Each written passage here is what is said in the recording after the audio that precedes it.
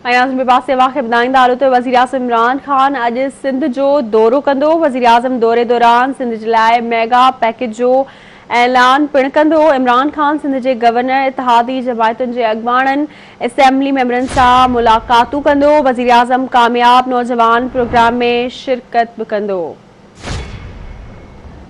इन हवाले सां राब्तो कयो आहे सखर में आवाज़ टीवी जे रिपोर्टर शाहिद चन्ना सां। जी शाहिद, कहिड़ा अपडेट्स आहिनि?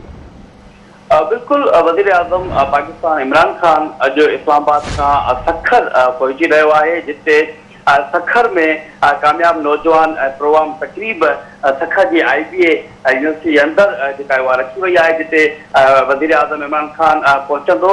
सखर एयरपोर्ट ते वज़ीर आज़म इमरान खान जो इस्तक़बाल करण जे लाइ सिंध असेंबली में मुखालिफ़ धुर जो अॻवान हलीम आदल शेख, गवर्नर सिंध ऐं उन खां पोइ जेके PTI जा मुक़ामी अॻवान आहिनि सिंध जा, उहे मुबिन जसोई, ताहिर हुसैन शाह ऐं ॿिया अॻवान जेके आहिनि, उहे एयरपोर्ट ते वज़ीर आज़म इमरान खान जो इस्तक़बाल कंदा।